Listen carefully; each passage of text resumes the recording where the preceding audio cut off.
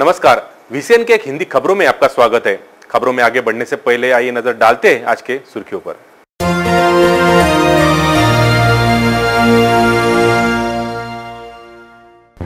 70 foot ऊंचे गिट्टी खदान से गिरकर मजदूर की मौत, पुलिस को हत्या का संदेह है।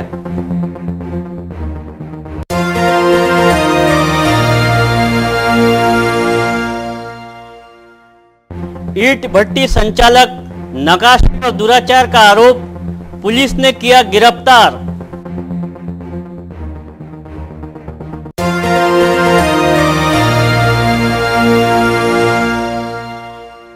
नवाथे निवासी डॉक्टर कहार के घर पर परिसर के कुछ निवासियों का हमला, राजापेट पुलिस ने किया 2 आरोपियों को गिरफ्तार।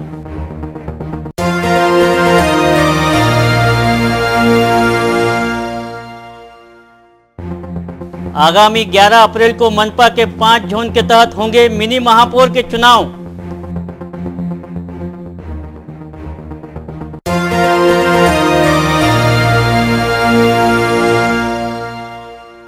एआईसीसी समिति में सचिव बनी विधायक एडवोकेट यशोमती ठाकुर का शहर में जंगी स्वागत।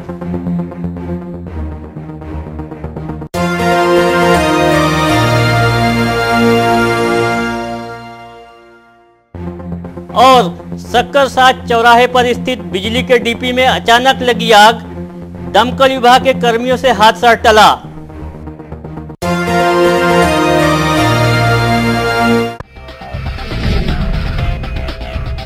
तो इतिहास की सुर्खियां, आइए देखते खबरें विस्तार से।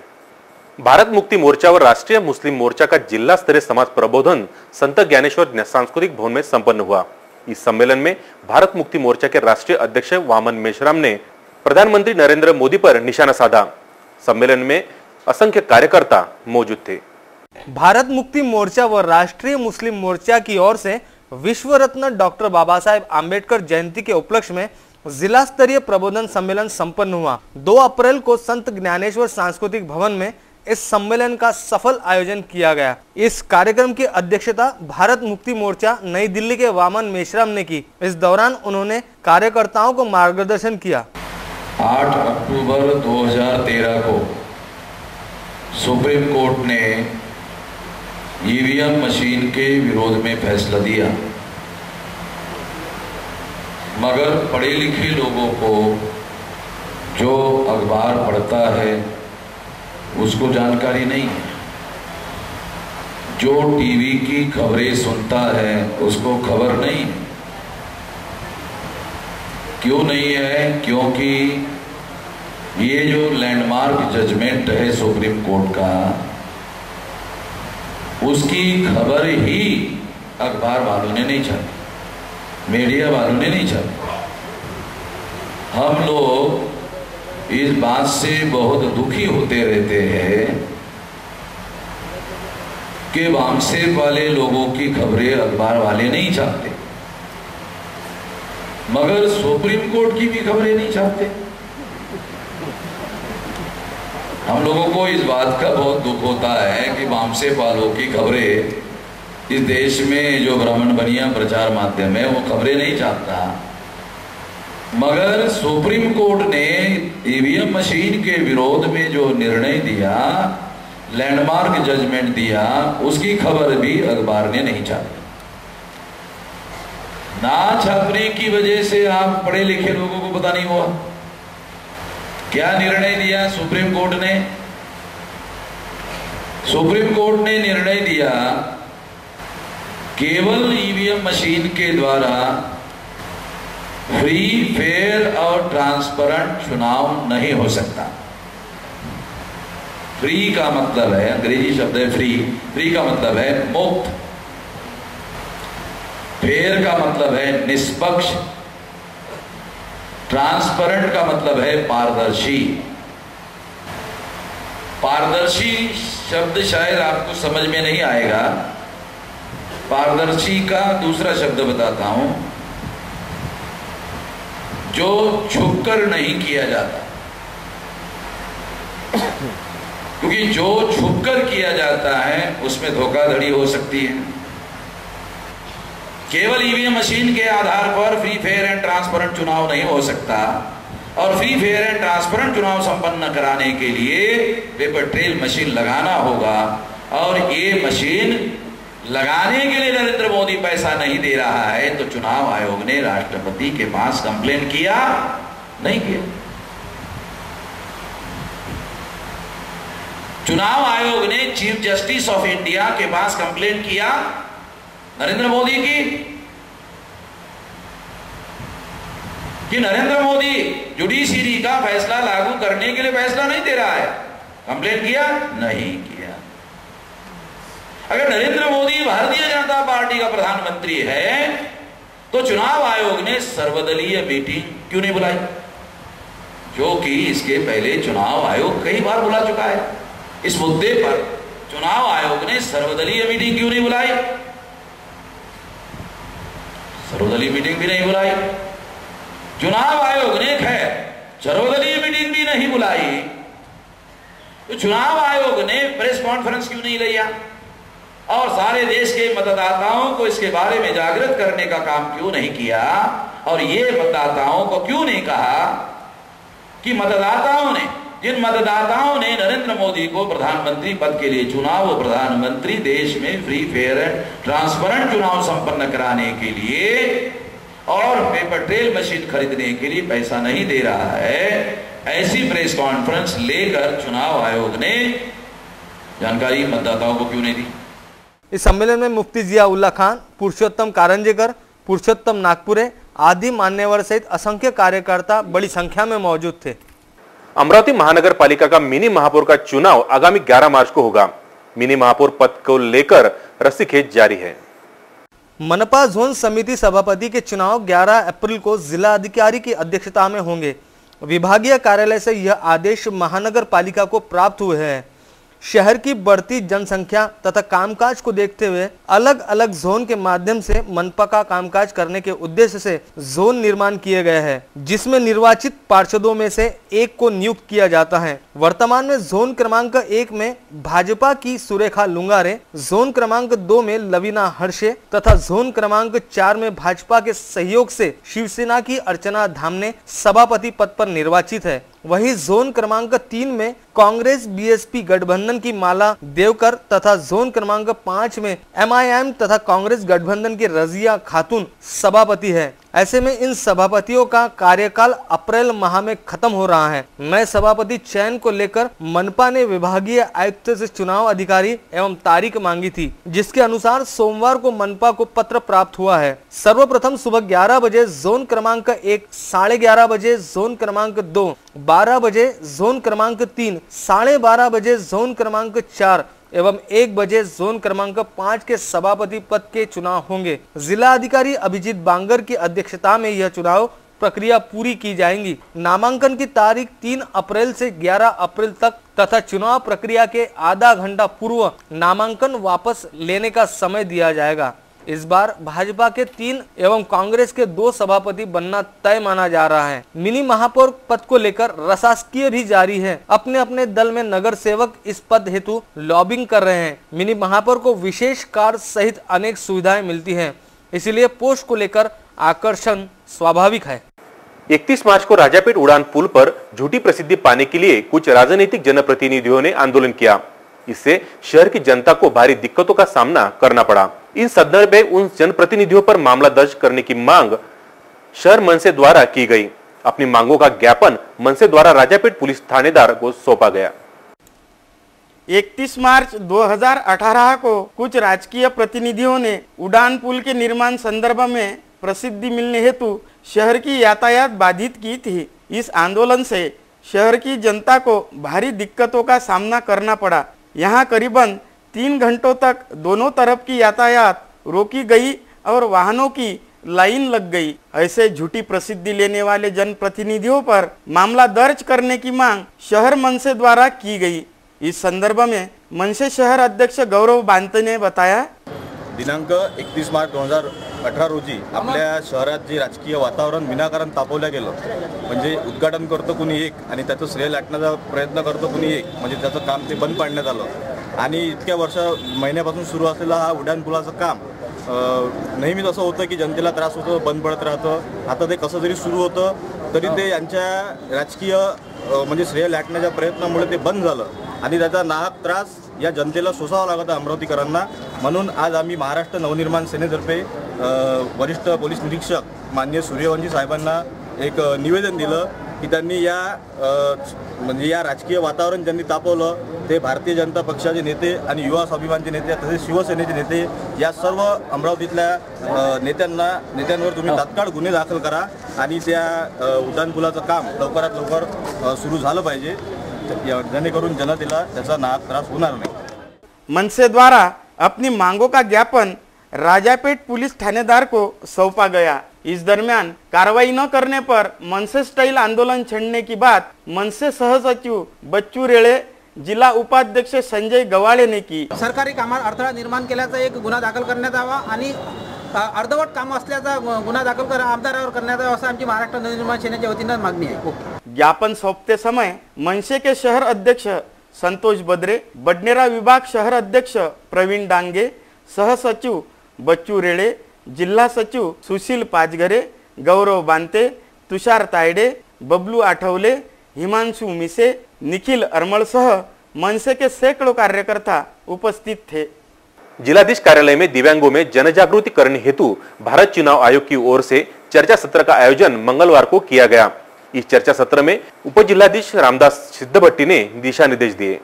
भारत चुनाव आयोग की ओर से दिव्यांग मतदाताओं में जन जागृति की जा रही है. इस संदर्भ में चुनाव आयोग की ओर से जिलाधीश कार्यालय में चर्चा सत्र का आयोजन मंगलवार को किया गया. दिव्यांग मतदाताओं को मतदान करने में कोई दिक्कत न हो इस संदर्भ में चर्चा सत्र में चर्चा की गई. संबंधित कार्यालय व स्वयंसेवी संस्थाओं ने अंध विद्यालयों में जाकर इस संदर्भ में जानकारी निकालने के दिशा निर्देश चर्चा सत्र में दिए गए.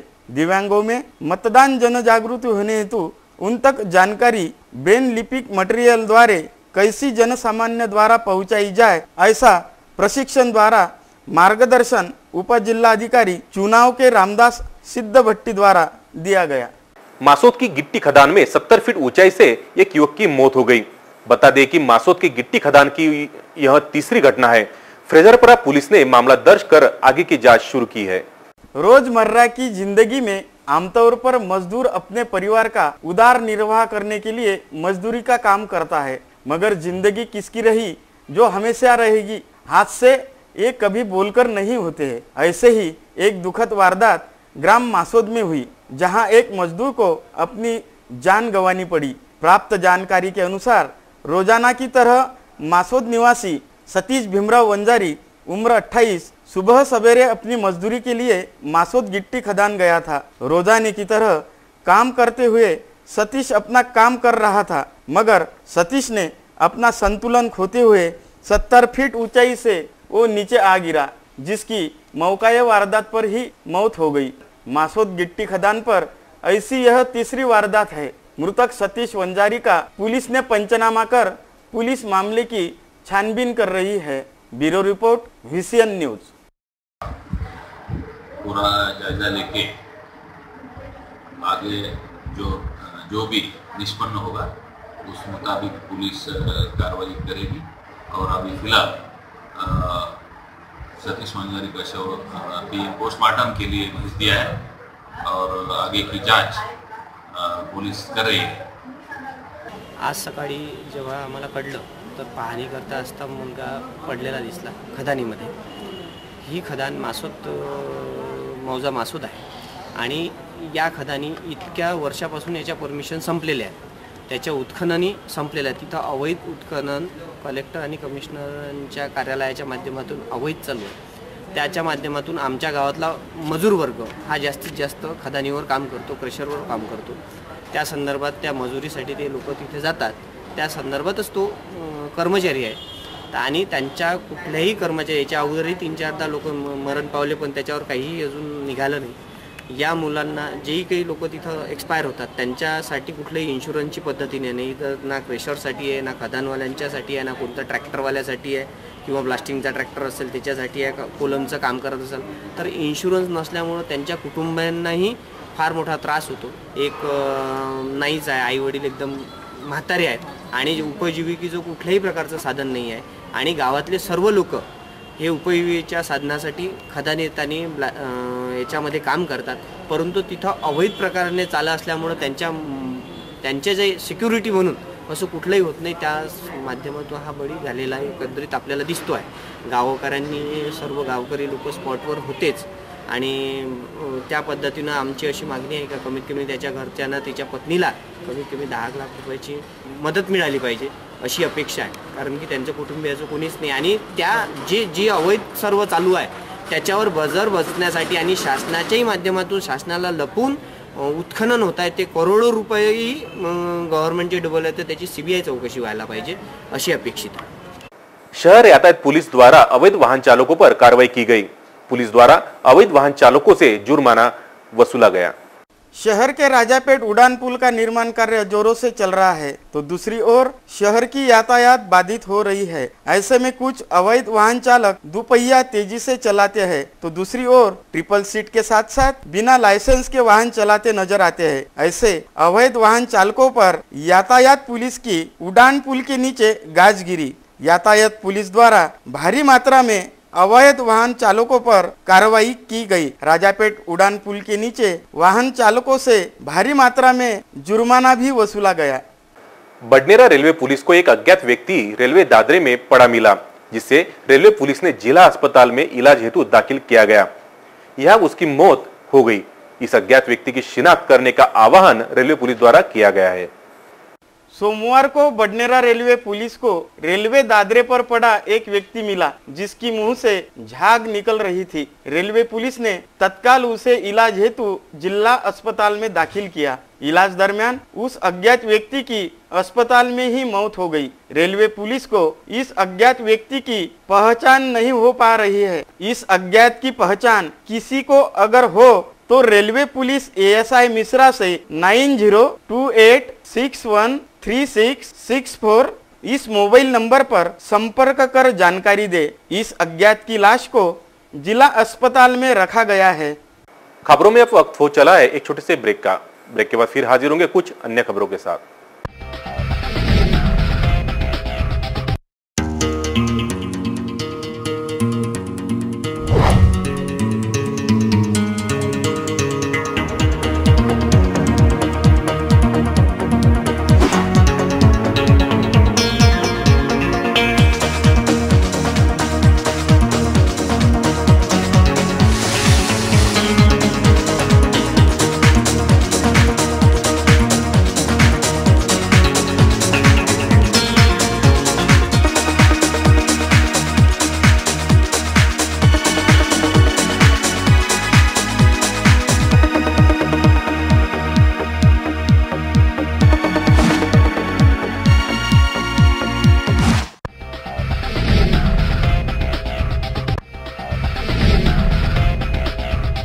ब्रेक के बाद फिर से आपका स्वागत है। आइए देखते खबरें विस्तार से।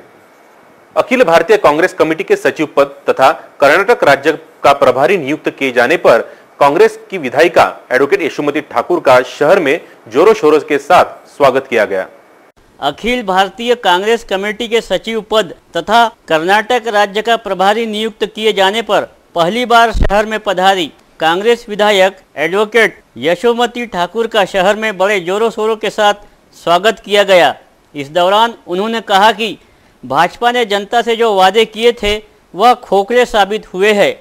अब जनता की आंखें खुल गई है और सत्ता पक्ष से जनता का मोह भंग हुआ है। आगामी चुनाव में जनता ही सत्ता पक्ष को सबक सिखाएंगी। विधायक एडवोकेट यशोमती ठाकुर ने यह भी कहा कि देश को एकजुट बनाए रखने की जरूरत है और यह काम सिर्फ कांग्रेस ही कर सकती है।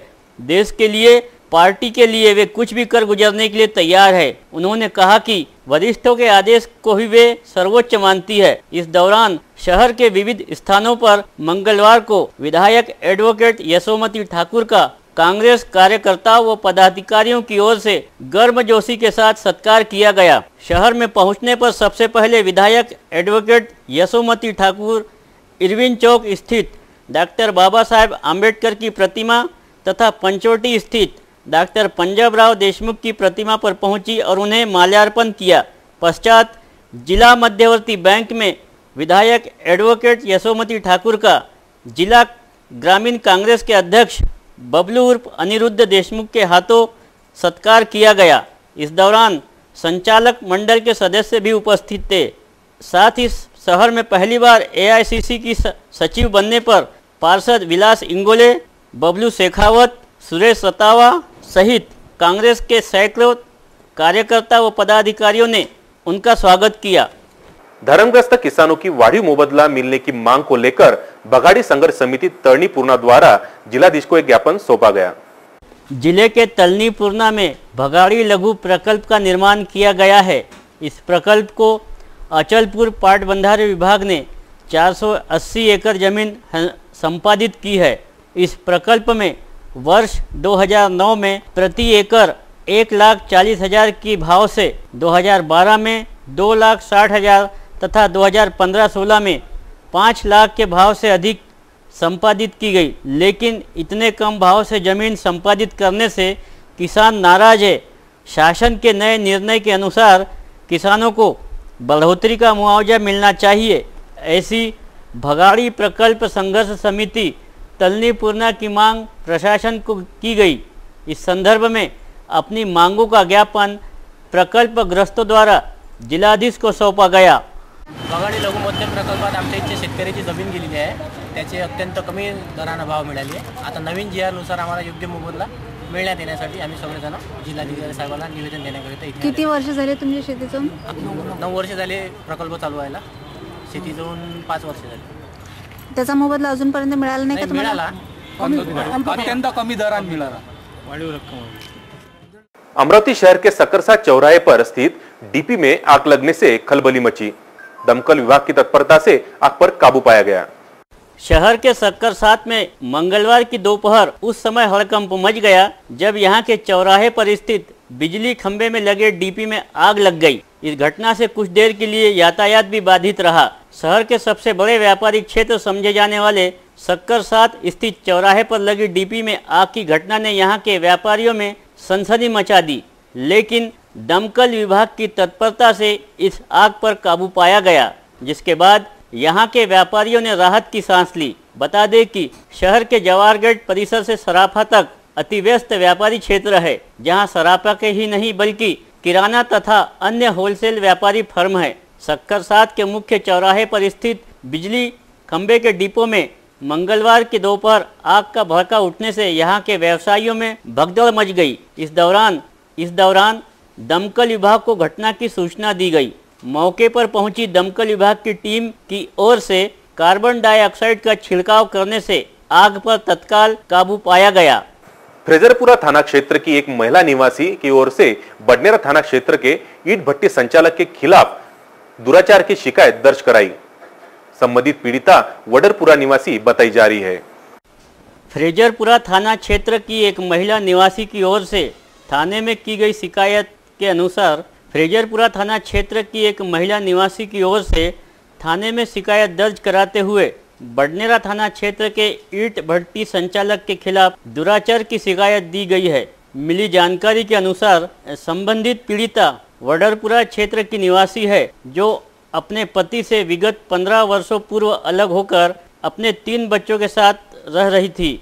बताया जाता है कि संबंधित पीड़िता का पति शराब का आदी होने तथा किसी भी प्रकार की कोई नौकरी नहीं करने के चलते संबंधित पीड़िता द्वारा अपने पति से अलग हो चुकी थी। इस बीच इस पीड़िता का संपर्क बडनेरा थाना क्षेत्र की ईट भट्टी संचालक मेशराम नामक व्यक्ति से हुआ और वह उसके ईट भट्टी पर ही मजदूरी करते हुए रहने लगी थी। पीड़ित महिला का आरोप है कि मेशराम नामक संबंधित ईट भट्टी संचालक द्वारा पिछले 15 वर्षों से उसका शोषण किया गया और अब उसके साथ मारपीट कर वहां से भगाया गया है। बताया जाता है कि संबंधित ईट भट्टी संचालक के खिलाफ उसकी पत्नी ने इसी तरह की शिकायत बडनेरा थाने में भी दर्ज कराई है, जिसके चलते उस पर कार्रवाई भी हो चुकी है। अब इस मामले की शिकायत फ्रेजरपुरा थाने में दर्ज होने के बाद मामले की जांच पुलिस कर रही है। एक महिला की शिकायत प्राप्त हुई है फ्रेजरपुरा थाने में। उसके तकरार के ऊपर से पुलिस ने 376 और अश्लील गाली गलौज करना, जान से मारने की धमकी देना और उसको उसकी परिस्थिति का फ़ायदा उठाना, इसके तहत पुलिस ने एक साहेबराव बाबूलाल नकाशे इस आरोपी को अरेस्ट किया है और अभी अगली जांच पुलिस कर रही है। और वो वीट भट्टी चलाता है बडनेरा रोड पे निम्बोरा गांव में। तो उस महिला का वहाँ काम करने जाती थी, उसको आश्वस्त किया, उसको जो उसका शोषण किया और फिर दूसरी कोई औरत को फिर वैसा ही किया है। तो इसके साथ जैसा सलूक ज़बरदस्ती से करता था, इसने कुछ उसकी मजबूरी की वजह से पुलिस को नहीं बताया था और इसकी वजह से आज रिपोर्ट प्राप्त होने की वजह से पुलिस ने उसके खिलाफ में मामला दर्ज किया है। पुलिस आगे की जांच कर रही है। राजापेट पुलिस थाना अंतर्गत नवाथे प्लॉट स्थित एक डॉक्टर के घर पर अज्ञात वाहन धारकों ने हमला किया। डॉक्टर के घर की जमकर तोड़फोड़ की। मामले की जांच राजापेट पुलिस कर रही है। नवाथे स्थित एक डॉक्टर के घर विवाह की पत्रिका देने आए नागपुर के कुछ रिश्तेदारों को नवाथे परिसर में रहने वाले कुछ लोगों द्वारा संदेह के आधार पर डॉक्टर के घर पर हमला करने तथा उनके रिश्तेदारों से हाथापाई करने के प्रयास का एक मामला सामने आया है।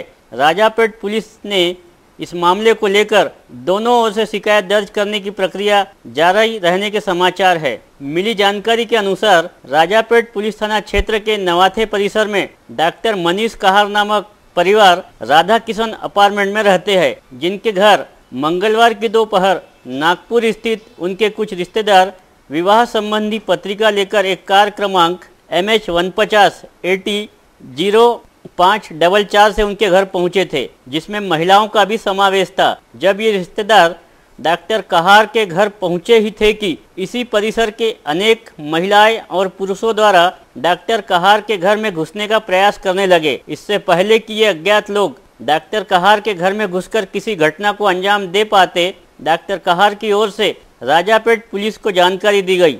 तत्काल मौके पर पहुंची पुलिस टीम ने 2 युवकों को हिरासत में लिया, जबकि इस मामले में अन्य 6 से 7 युवक मौके से फरार होने में कामयाब हो गए। इस संदर्भ में बताया जा रहा है कि जिन महिला पुरुषों द्वारा डॉक्टर कहार के घर हमला करने के उद्देश्य से पहुंचे थे, उस परिसर में रहने वाली 2 नाबालिगों को विगत 2 दिनों से कुछ अज्ञात युवक अपनी दुपहिया पर बिठाने और धमकाने की वारदात कर रहे थे। ये अज्ञात लाल शर्ट पहने होने की बात पीड़ित नाबालिगों द्वारा बताई जा रही है, लेकिन इन नाबालिगों का यह भी कहना है कि संबंधित आरोपियों द्वारा उन्हें धमकाने के समय वे आरोपी चेहरा कपड़ा बांध रखे थे, जिससे उनकी पहचान नहीं हो पाई। तो वहीं मंगलवार की दोपहर जब डॉक्टर कहार के घर उनके रिश्तेदार कार से पहुंचे तो कार का चालक मनीष गौर लाल रंग का शर्ट पहना हुआ था।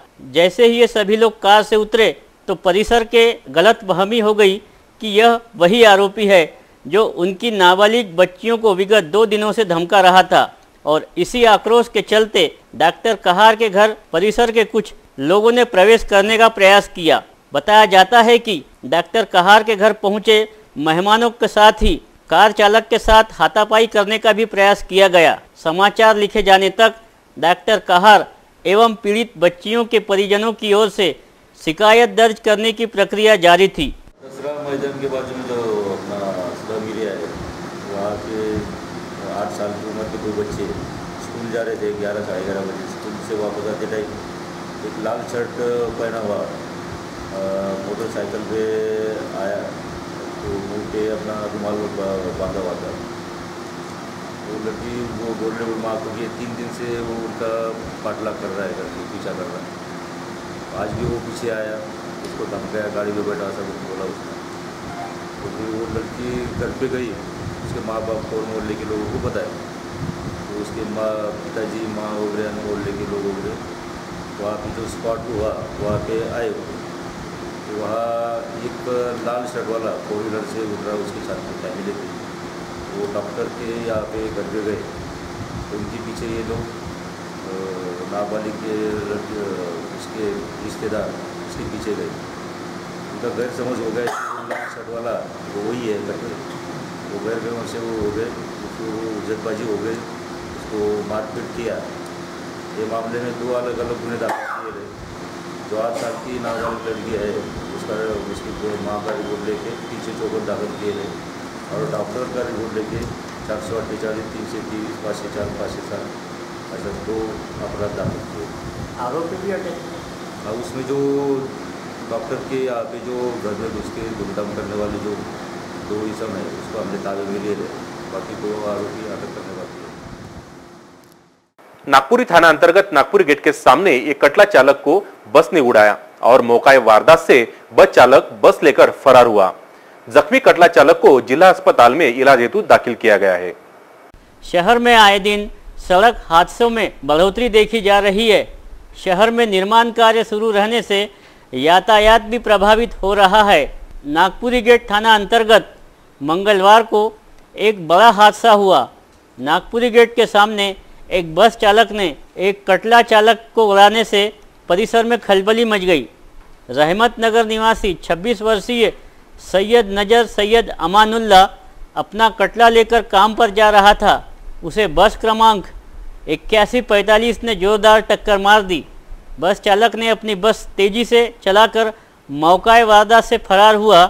नागपुरी गेट पुलिस ने बस को रोकने का प्रयास किया लेकिन पुलिस भी बस रोकने में नाकाम हुई। जख्मी सैयद नजर सैयद अमानुल्लाह को उपचार हेतु जिला सामान्य अस्पताल में दाखिल कराया गया। उसकी हालत खतरे से बाहर बताई गई है। तो ये थी आज की खबरें। चलते चलते एक नजर डालते हैं सुर्खियों पर।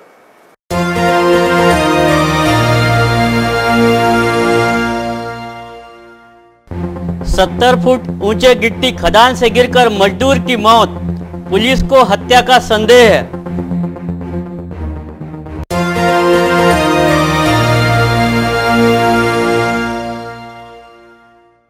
ईंट भट्टी संचालक नकाशे पर दुराचार का आरोप, पुलिस ने किया गिरफ्तार।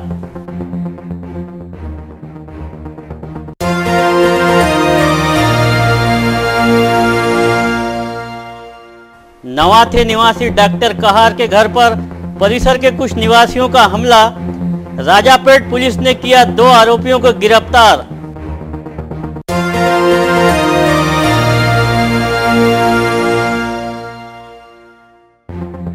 आगामी 11 अप्रैल को मनपा के 5 जोन के तहत होंगे मिनी महापौर के चुनाव।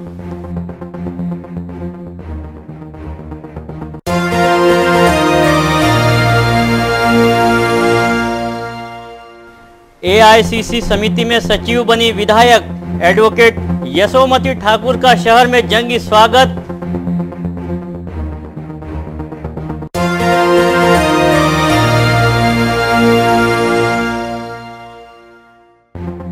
और सक्कर साथ चौराहे पर स्थित बिजली के डीपी में अचानक लगी आग, दमकल विभाग के कर्मियों से हादसा टला।